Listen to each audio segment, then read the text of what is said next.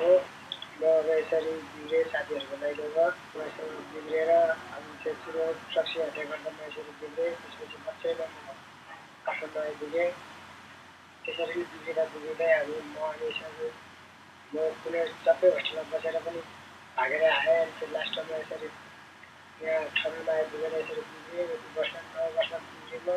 अनि मलाई एउटा अनु म्याडम भन्नेले उठाएर लिएर गएको थियो। अनि त्यो म्यामले त्यस्तै मसँग बसौँ 7 महिना ऱ्याम्पमा बसौँ। ऱ्याम्पमा बसेर अनि सुध्रिएर अनि मलाई म तिमीलाई घर दिन्छु अनि घरमा बस्ने अनि काम गर्ने पैसा कमाउने खाने अनि त्यसमा आएर अनि हाम्रो अहिले चाहिँ लाठी पार्कमा काम लगाइरहेको छ। बस्ने हामी बुझ्यो हो। अहिले चाहिँ राम्रो काम भइरहेछ। अब म के सोच लिएर आएको थिएँ भने अब मलाई चाहिँ धेरै सोचहरू आएको थियो। यति राम्रो काम गर्ने, राम्रो काम गरेर पैसा कमाउने, घर जाने भन्ने विचार थियो। तर साथीहरूको लैले त्यस्तो सोचै नआउने, त्यस्तो सोचेर नआउने, एक दिन सोच आउने, भोलिपल्ट फेरि त्यस्तै सोच हराइहाल्ने। अनि त्यस्तै राम्रो मान्छे बन्ने मन लाग्थ्यो। तर कहिले पनि बन्न सकिनँ। लास्टमा यसरी ठुलो भएपछि मान्छे बन्दो रहेछ। बल्ल थाहा भयो काम गर्ने मेहनत गर्नुपर्ने रहेछ। बल्ल थाहा भयो अनि यसरी काम गरेर हिँड्नुपर्ने जीवनमा यस्तो पाइँदो रहेछ भन्ने पहिला त्यस्तो नपाएर अनि त्यसरी हिँड्नु पऱ्यो। अलिकति मलाई काम भएर अहिले पैसा अलिअलि कमाइरहेको छु। त्यसमै खुसी लागेको छ।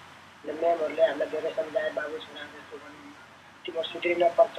त्यही भएर हाम्रो म्यामहरूको कुरा राम्रोसँग सुनेर हामीले आफ्नै जीवनमा आफूले परिवर्तन बनाउँछु भन्ने हामीले एउटा निर्णय लिएर हामी यसरी हिँडेको। अहिले हामी यसरी बसिरहेका छौँ। सडकमा त्यत्रो वर्ष बिताएर अब मैले अब धेरै मान्छेहरूको कुटेँ होइन। कतिको छोड्यो होला, कतिको लुट्यो होला, कतिको के गर्यो होला। त्यसमा अब सबै अब पुलिसहरूले कुट्ने अनि त्यसो गर्दाखेरि जेल लाने पिट्ने त्यही दुःख भोगेर म चाहिँ यसरी हिँड्नु पऱ्यो। अब अहिले चाहिँ म किन सडकमा त्यस्तो गाली नखाओस्, कसैको भनाइ नखाओस् भनेर चाहिँ म एउटा राम्रो बाटोमा हिँड्ने विचारले चाहिँ म हिँडेको।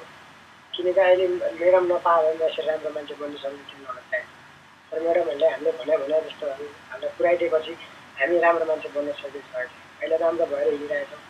पछिल्लो पनि राम्रो हुनसक्छ कि भनेर हामी सोचिरहेका छौँ।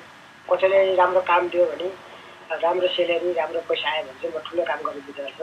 त्यसमा चाहिँ अलिक काम सिक्ने विचार पनि छ र गर्ने विचार पनि छ। होटेलतिरै होस् या जसमै अब होस् भए पनि अब अहिले त मेरो नागरिकता पढाइ छैन। अहिले त्यति होटेलमा काम पाउँदैन, पढाइ पनि त्यति छैन। जस काम गर्नमा चाहिँ म धेरै पछि लाग्दैछु। भविष्यमा अब के गर्नु छ भने मलाई अब होटेलतिरै एउटा केही अब वेटर स्वेटर होइन, वेटर बन्ने यता कुक बन्ने सिक्ने विचार छ। कतै पैसा कमाएर केही घरसर बनाएर होइन, सामानहरू जोडेर अब बिहा गरेर बालबच्चा हुन्छ। त्यसपछि आफू पैसा कमाएर बस्ने विचार छ।